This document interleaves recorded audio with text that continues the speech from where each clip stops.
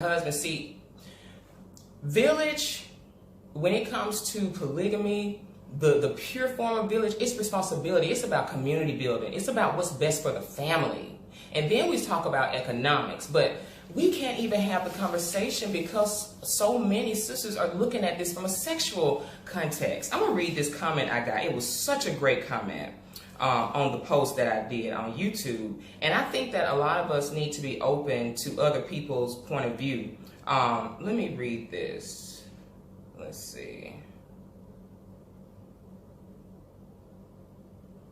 Okay. In my comment, I put, as expected, a ton of traumatized women sound ignorant AF about the point of this post. I have no more time to explain because I started blocking you guys. We don't have time to go through this is not for me and all of that, and it's nasty and all of this type of stuff. We don't have time to go through that because all we're talking about in the point of the post is this is a culture where they practice polygamy. We don't need you over here coming looking down on it and all this type of stuff. They accuse me of that enough.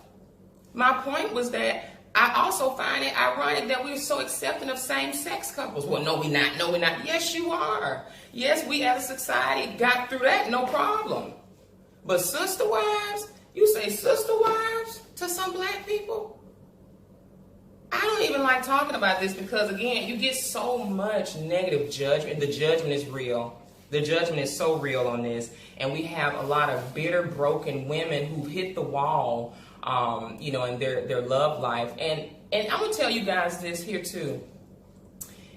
If you're single and this is not a lifestyle for you, it's not for you. And this is about building generational wealth. We're not talking about, and this brother had a really good comment, and I'm going to go to, because it's the newest comment. And a lot of women were saying, oh, well, you know, I'm okay with having more than one boyfriend. That's cool, too. And I'm going to read this to you really quick. This guy, whoever this was, says, I'm reading comments from people that say they are happy being single. And I challenge those people to ask themselves why. Without being presumptuous or assuming, I cannot help but to think that our American capitalist culture makes it possible and often convenient to be single without having to question the long-term consequences of such. As convenient and happy as it may be, it does nothing for our grandchildren, which should be the focus if we value family. Being happily single does not make strong families or happy and healthy children that grow to be well-adjusted adults. It only serves the individual's needs and wants. I understand that not everyone wants children or a family, yet many find themselves in situations with one or both that were not planned, many times due to making decisions that only serve their selfish interests. I do not mean to offend anyone. I only offer food for thought. There are several ways to enlightenment. Being self-serving is not one of them. Now, that was such a good thought because polygamy in its purest form, as I talked about, it's about community, it's about building family, and also it's about economic stability. But if you don't even agree with any of that, what do you have to replace it with? Like, if you don't want to have this conversation, what conversation do you have? Monogamy, checking your man's phone, trying to control a man?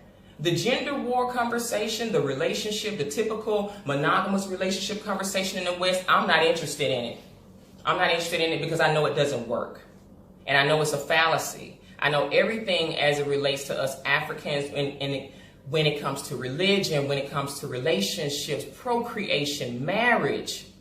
These things need to be completely reevaluated because our idea of romance, Rome has no place in the African mind. So what we've been taught is all built off of fantasy and it doesn't even exist. So when we start talking about systems and blueprints that actually did work, some of y'all say, well, oh, it did, you know, everything about the old way of thinking wasn't good. And I will agree with that. I think that we need to infuse our blueprint from what we learned from our ancestors and what we know now and make it a better system. Like, history doesn't have to be the same. We don't have to keep things exactly the same, but I think some things will stay the same, which is nature, tradition, some of those things. But as far as our application to it, we should be able to apply this in different forms based on who you are. Polygamy is not for everybody, but when we can't have the conversation, sis, brothers, and y'all are so simped out, you're not even empowered to have the conversation because nobody's let you have this conversation without making you feel like you're a piece of trash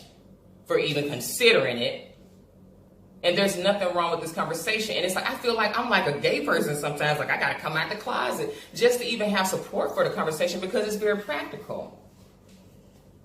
this is a very practical way talking about how to set up our families, which the family is the first business anyway. So why can't we talk about this? Why can't we talk about different family structures that do work? Because the family structure that we've been given, taking the man out of the home, having all of these women around here so happily single, and it's so unhealthy, and I don't believe it one bit. So I'm not interested in that either. So you can make your judgments about this. And here's the other thing that I never really enjoyed about having this conversation is immediately, you know, sisters will assume that you want them. Girl, don't nobody want you. Ain't nobody asking for you to be in no polygamous marriage when you come over here to the Gambia. Let me make that very clear. Just because we're having the conversation does not mean somebody's going to try to wrangle you up in the sex trade and make you a third and fourth wife. Like, girl, stop it. Like, the fear is crazy. It's out of control. Just because you've been traumatized, you ain't even had one relationship work out right. Like, let's be real. The people that are having the judgment over this conversation, they're broke. They've been broken in relationships, heartbroken multiple times, and they've never had real good love work out anyway, even in a monogamous relationship. So talking about this is just, it is blowing their mind. Because these are the women that low-key believe all men are dogs. Bless your heart. And that's about 80% of our black women. They drank the Kool-Aid. I had to accept that. This is not beating sisters down. Y'all better go look at my other videos and read this book. Read this book, because a lot of our women, they're just gone. Just like our men. A lot of the men have been programmed to be feminine. A lot of our women have been programmed to be masculine. And they out here talking like men. Well, I could have me a couple of boyfriends then. What purpose would that serve? Okay, so you riding on multiple dicks. How is this building generational wealth for you? And if you do find some men to go along with your little plan to have multiple husbands, I would be so curious to see what they look like. Like, they probably all wear skinny jeans, probably got, you know, you probably got to pay their phone bill. Like, what kind of men?